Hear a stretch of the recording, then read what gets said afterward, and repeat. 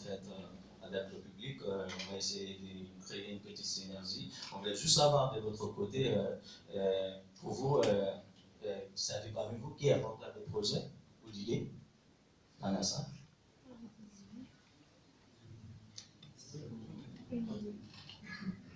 Oui, porteur d'un projet que je vais présenter tout à l'heure en pitch. Je ne vais pas trop spoiler. Ok, d'accord. Jérémy Peralès, je porte un projet, c'est le développement d'une plateforme de transport multimodal. Moi, je suis Fedora. J'essaie de développer un projet sur textile. Du textile subsaharien, c'est...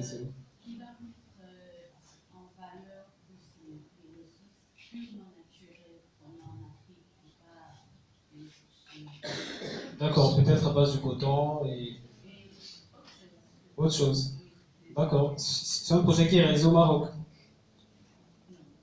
Ah, D'accord. dommage, parce que moi, c'est un financier. Oui, finance des projets. D'accord. Pourquoi j'ai posé la question? Bon, comme vous savez, on a parlé au départ de Rough Integration. Nous sommes sur la deuxième phase de lancement actuellement, jusqu'au 15. Nous attendons encore des projets. Mais peu importe. En tout cas, je n'ai pas de me convaincre. Allez, on va continuer. Alors, en fait, on voulait poser la deuxième question. Et pour vous, qu'est-ce que signifie voilà, non. Qu'est-ce que signifie vendre? Que signifie vendre son projet? Qu'est-ce que signifie vraiment vendre son projet? On a de...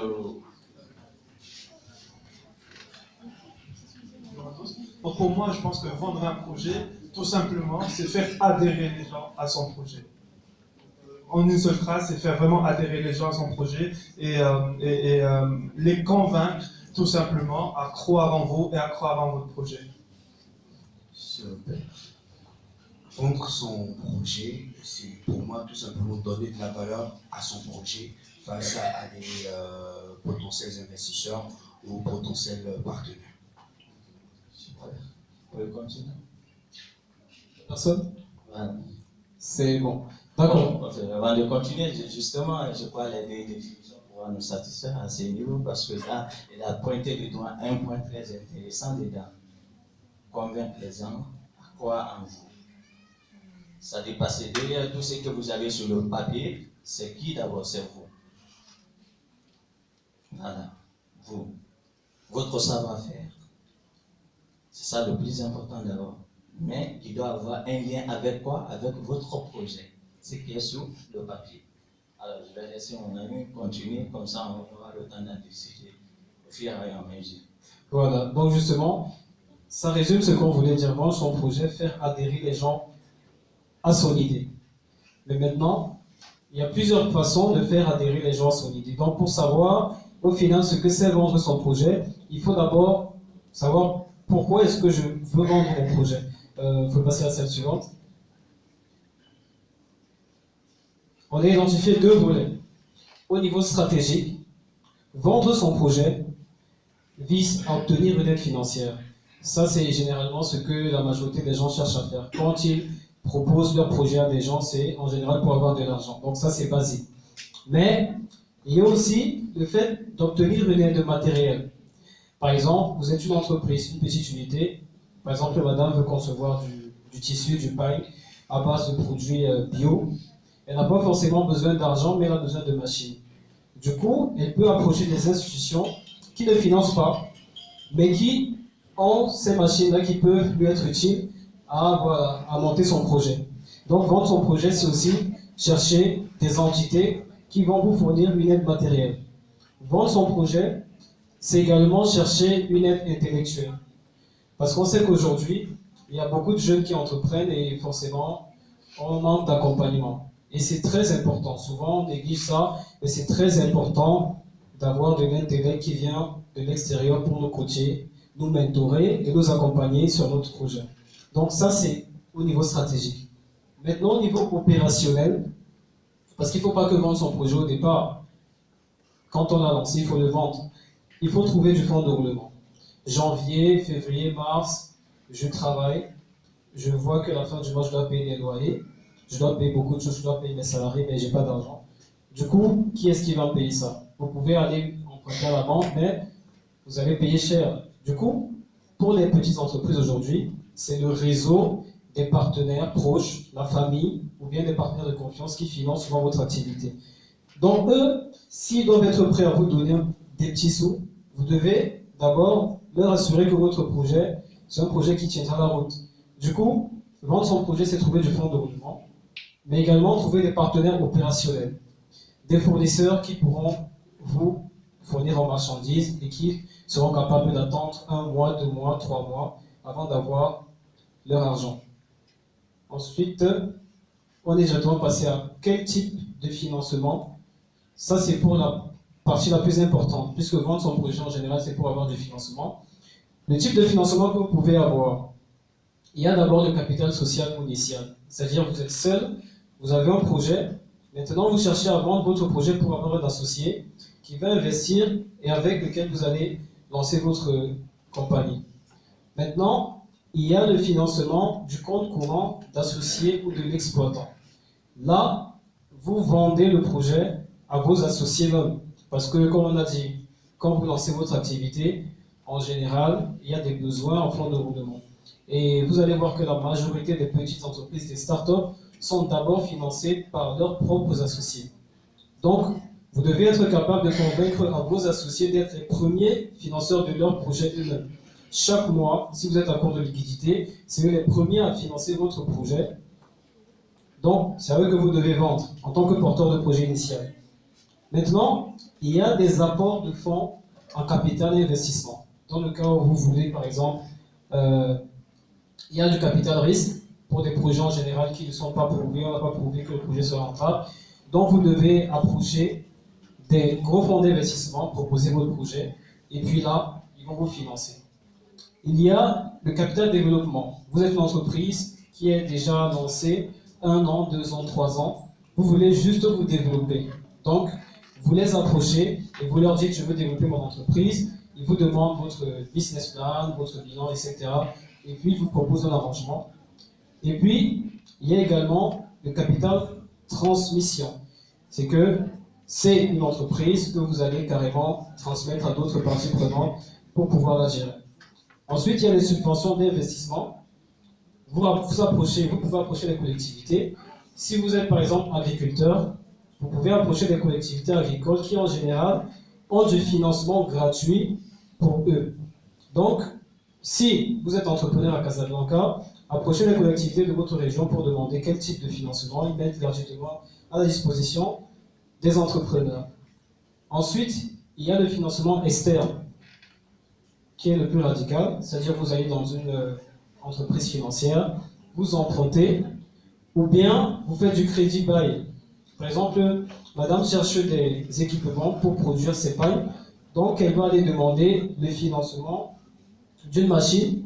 La machine va appartenir à l'entité qui finance, et elle va payer des loyers sur la machine jusqu'à ce qu'elle achète. Ce qui veut dire qu'elle n'aura pas dépensé 100 000 ou 1 million de dirhams pour acheter sa machine, mais elle va payer 2000 dirhams en fonction de ses moyens.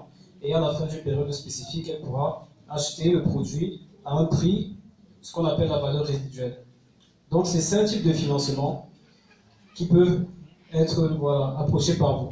Maintenant, juste une petite statistique, c'est que en Afrique, d'après le Financial Gap Report 2018, il y a 78,7 milliards de demandes de financement de la part des startups et des PME.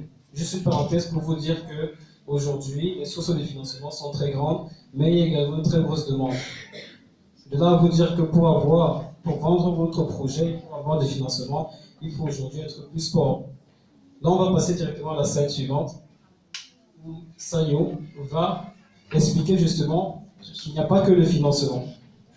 Justement, en fait, comme je le disais tout à l'heure, ce que nous oublions le plus souvent, c'est qu'on se base tout, c'est-à-dire la plupart des startups que je pense chez nous, sur le projet que nous pilotons actuellement, la plupart des gens qui viennent juste dans l'idée d'avoir le financement.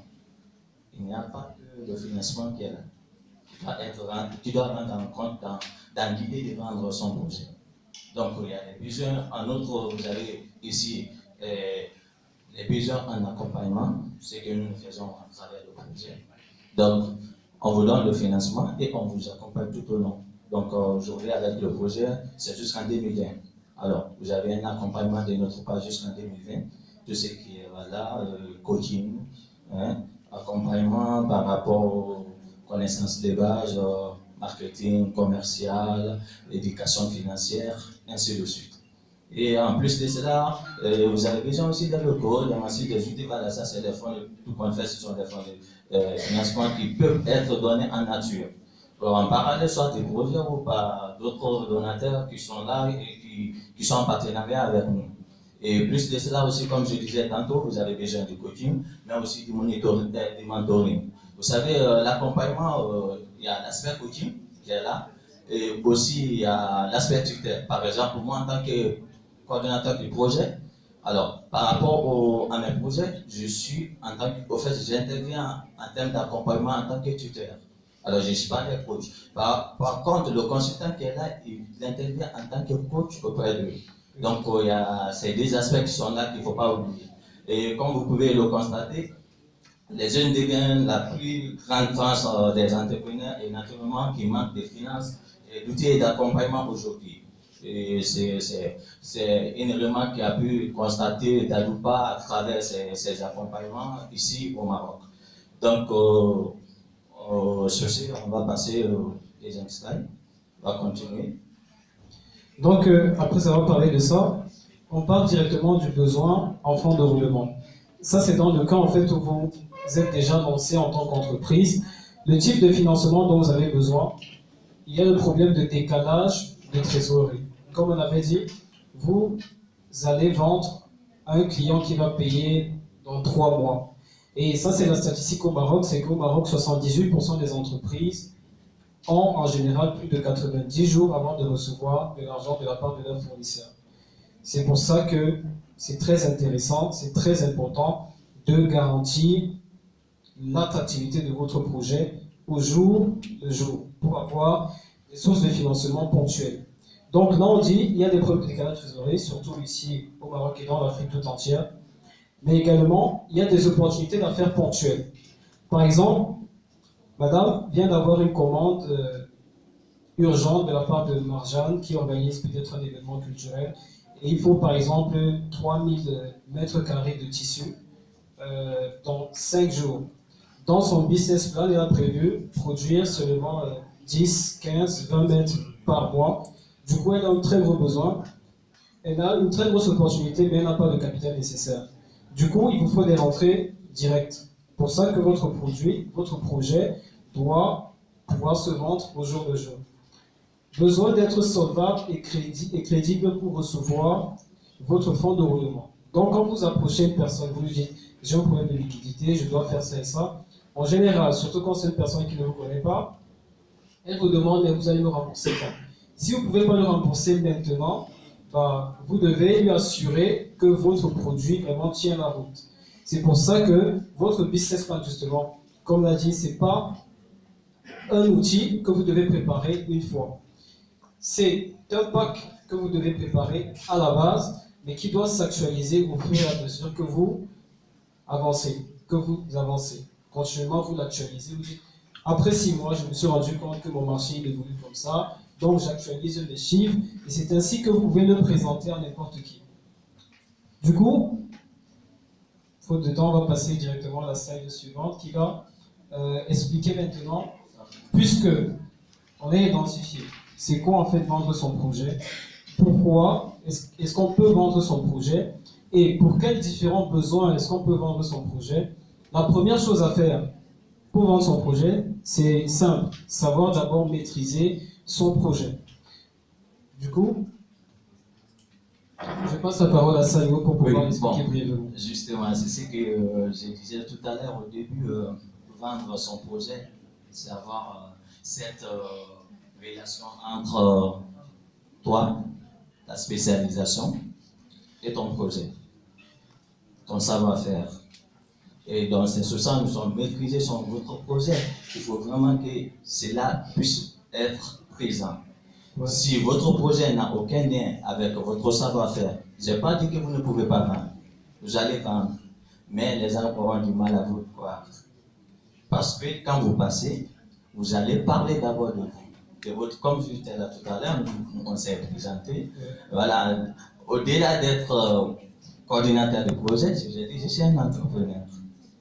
Alors, peut-être ceux qui ont suivi, ça a attiré un peu l'attention, on dit que, ah, il est un entrepreneur de plus. Donc, je ne suis pas là juste en tant que coordinateur de projet pour vous dire que, ah, il faut vendre son projet comme ça, mais en tant qu'entrepreneur aussi, pour dire que je suis passé par là. Donc, par ces faits, et pour répondre, il faut se poser certaines questions et être capable de les répondre. En quoi consiste votre projet?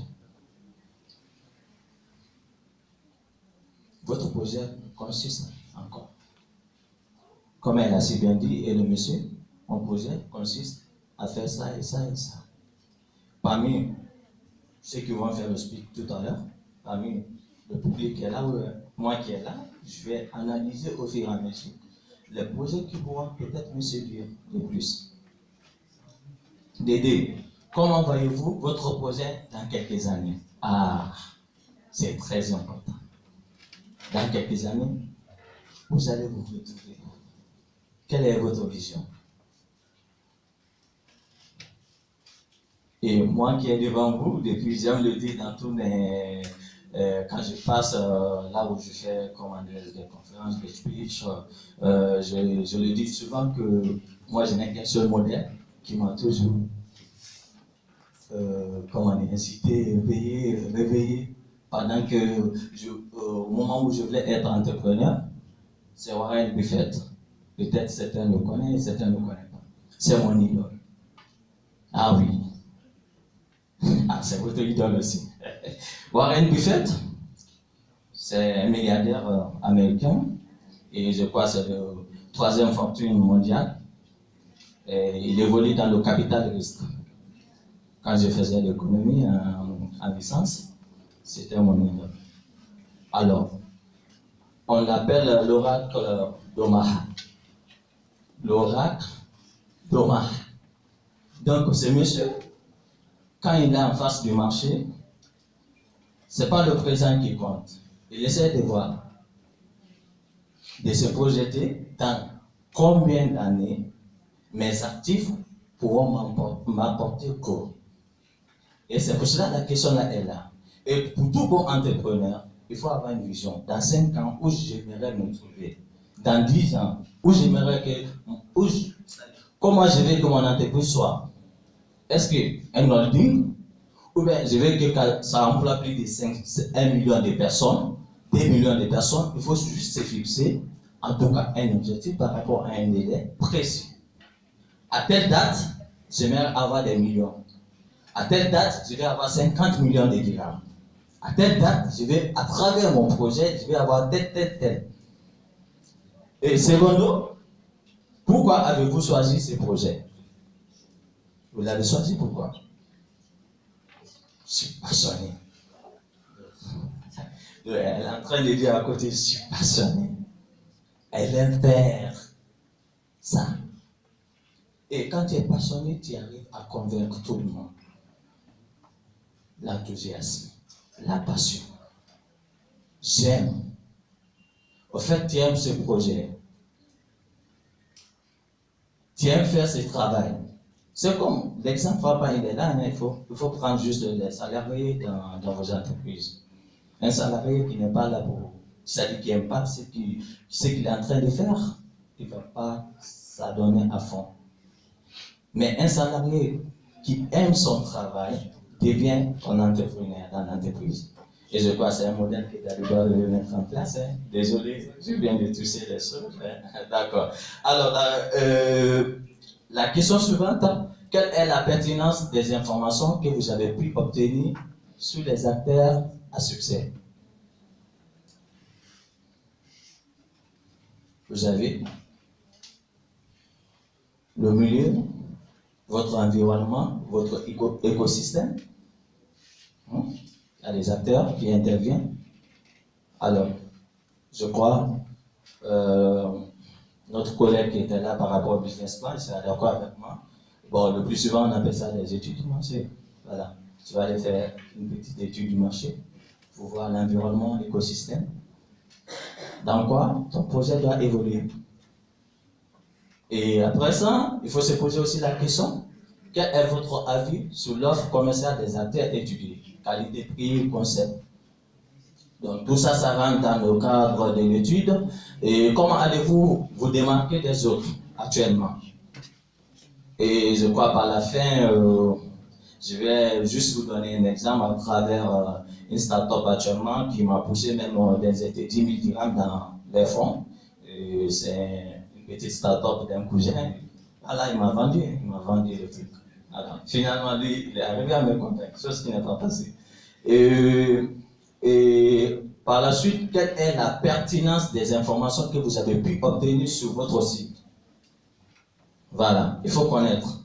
Et même en montage de projet, quand on est là je suis là pour la formation, pour les associations, comme je le fais souvent, il faut vraiment connaître qui est capable de vous donner des fonds.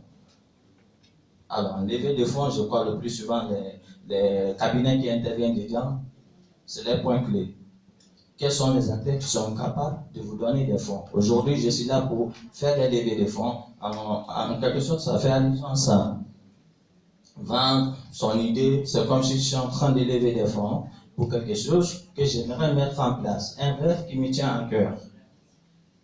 Et pouf, c'est pas fini. Avez-vous exploré des cibles et maîtrisé leurs comportements ainsi que leurs besoins futurs? Et là, vous êtes à partie client. Donc tout ça, je crois, ça rentre dans le cadre de l'étude du marché. Et quelles sont les intentions de consommer vos services? Qu'avez-vous des prix que vous allez proposer dans le marché et de la valeur ajoutée? Vos services, comment avez-vous estimé vos charges périodiques? Toutes ces études-là doivent être préalablement faites. Quelle est la faisabilité et l'impact des investissements que vous avez identifiés? Alors, en gros, je vais dire par là, il faut forcément répondre à ces questions.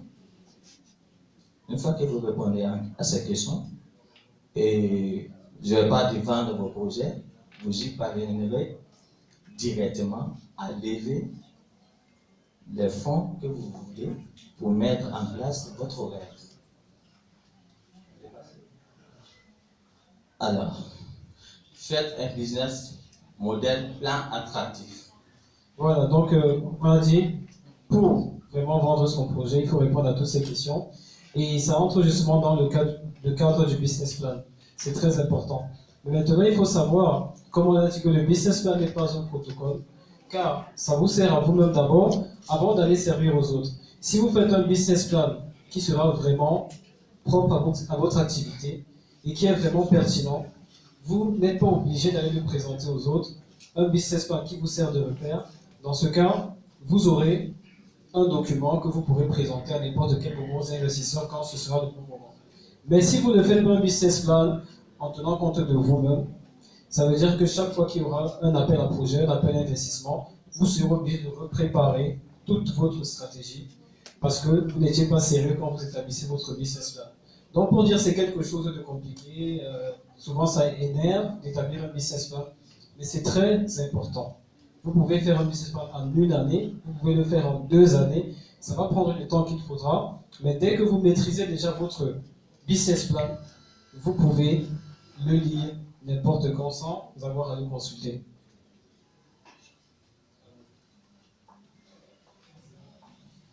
Là maintenant, on part directement à la 3e étape. Donc, quand vous avez identifié comment est-ce que je peux trouver du financement, par rapport à quels besoins, maintenant, comment est-ce que je dois me préparer, qui sont les acteurs du financement dans ma zone. Et là, nous avons pris le cas du Maroc parce que nous exposons au Maroc. L'accès au financement du Maroc, voilà, c'est réparti en plusieurs différentes catégories. Il y a des poids lourds, des poids légers, des poids courts, des poids plumes. En première catégorie, on cite le capital investissement. Et ce n'est pas n'importe qui va aller là-bas. Ça doit être des projets vraiment qui sont costauds. Capital investissement, nous avons Maroc Numeric Fund, Afrique Invest, MTIC Capital, BMC Développement. Ce sont des entreprises qui lèvent des millions de dirhams pour des projets. Et comme je dis, c'est des projets qui doivent vraiment être lourds. Vous devez préparer un business plan parfait, le réciter jour et nuit, et surtout, bien le pitcher, bien le présenter, avec des garanties vraiment solides. Pour des projets de moindre capacité, nous avons des réseaux de business angels que vous pouvez approcher au Maroc. Ce sont des réseaux en fait de dirigeants d'entreprise qui mettent à disposition des entrepreneurs leur capital et puis leur expertise. Ils les accompagnent dans leur développement. Nous avons MNF, Maroc Memory Funds Angels, Business Angel Club et toute autre liste. De toute façon, la présentation, je pense que nous allons la partager avec la CESIM pour pouvoir bien vous la communiquer dans nos prochaines publications. Nous avons également du financement et de l'accompagnement public. Parce qu'il faut rappeler que le capital d'investissement et les business angels, ce ne sont pas des associations, donc s'ils vous financent, ce sera en contrepartie de quelque chose. Donc vous allez forcément perdre une grosse partie de votre capital. Ça, c'est clair. Du coup, si vous voulez garder le plein pouvoir sur votre entreprise, vous ne devez que vous focaliser sur du financement et de l'accompagnement public. Là, il y en a également beaucoup. Et le Maroc est un des leaders dans ce domaine. Il y a Maroc PME que vous pouvez approcher pour demander est-ce qu'il y a des fonds actuellement alloués pour des entrepreneurs. Moukalawati, Moussalada, Imtiaz, le fonds Hassan II. Bref, l'État marocain détient plusieurs fonds qui sont alloués à des entreprises. Il y a des aides et compétitions aux entreprises innovantes. Et je pense justement que la CESI va organiser un à FIBA, mais ça, ce sont les plus grands concours. Et ils organisent ça presque chaque année. Vous devez vous préparer également. Il y a le prix Orange. Vous pouvez approcher Startup Maroc pour savoir s'ils ont des concours actuellement. INUI, Open Innovation et Tremplin Maroc. Ce sont des grosses entreprises qui allouent chaque année de gros financements pour des entrepreneurs. En général, voilà, des appels à projets. Mais comme on a dit, le financement n'est pas forcément matériel, mais c'est également intellectuel. Il y a des espaces de coworking incubateurs que vous pouvez approcher, qui vont vous accompagner. Et ce qui est intéressant là-dedans, c'est qu'ils vous mettent dans un réseau qui vous permet d'approcher après ces autres gros investisseurs. C'est-à-dire, ces incubateurs, ils vous accompagnent, ils vous aident à préparer votre projet. Maintenant, dès que votre projet est prêt, ils vous présentent à des grosses entreprises. Ensuite, il y a des associations, ONG, projets internationaux, qui sont 100% gratuites, tels que le projet Work for Integration dont Samy vous a parlé. Il y a aussi la FEM, l'Association des femmes entrepreneurs au Maroc, qui gère plusieurs projets d'accompagnement. Et également, je pense, Mid HDK, c'est également un projet qui est affilié à la FEM et à une institution de Belgique, je pense. Donc, voilà les acteurs du financement au Maroc que vous pouvez approcher. Mais la liste, en fait, elle n'est pas exhaustive. Donc, il y en a plusieurs. Vous pouvez encore chercher par rapport au domaine, voilà, au type de financement que vous désirez. Dans ça, il ne faut pas l'oublier également, c'est que à la fin de 2017, les Marocains, en fait, les fonds marocains ont investi près de 6,6 milliards de dirhams dans 189 entreprises. C'est pratiquement les leaders au Moyen-Orient et font partie des leaders également en Afrique. Donc, pour dire que si votre projet est vraiment bancable, vous pourrez avoir de très gros investissements. Mais non seulement au Maroc, nous on a abordé que la thématique du Maroc, mais à l'étranger, il y a encore plus. Donc, commencez d'abord au niveau marocain et dès que vous allez maîtriser tous les acteurs de financement au niveau marocain, vous pourrez postuler également au financement qui se passe en général en Europe et également aux États-Unis. En Europe, chaque année, il y a par exemple à Dublin, il y a un fonds qui finance des entreprises du monde entier. Il y a également d'autres en Asie et aux États-Unis. On va passer maintenant à l'étape 4. Comment on peut faire? Et voilà, dès que vous avez identifié tous ces acteurs de financement et que vous les approchez maintenant pour avoir un accompagnement, que ce soit financier ou bien matériel. Et il ne faut pas oublier, j'ai oublié de mentionner tout à l'heure qu'il y avait également des mentors, c'est-à-dire des dirigeants d'entreprise que vous voulez approcher, pas forcément pour le financement, mais vous voulez qu'ils vous accompagnent. Eux, ils sont pris par une chose, c'est qu'ils n'ont pas du temps. Du coup, vous devez leur vendre votre projet, pas en contrepartie de l'argent, mais en contrepartie du temps. Ils doivent vous donner du temps pour vous coacher chaque mois. Et là, on va passer directement maintenant à, pour pouvoir vendre son projet, comment s'y préparer. Justement, avant de continuer, je voulais aussi ajouter par rapport à tout ce qui vient de citer. Actuellement, avec notre projet, nous sommes en partenariat aussi avec un incubateur, où moi-même j'ai mon bureau au centre là-bas, et qui s'appelle ES Maroc, qui fait partie de ce programme, qui sont aussi un partenaire à nous. ES Maroc, c'est Entreprise Sociale Maroc. Je crois qu'ils ont même financé des startups à Casa. Donc, pour les Marocains qui aimeraient un jour avoir des fonds, ben, ce serait une occasion d'aller un peu taper sur le net, vous renseigner par rapport à ça. Ou bien vous pouvez me contacter, comme ça je vais vous mettre en relation directe avec la consultante du projet qui pourra aussi vous donner plus d'informations.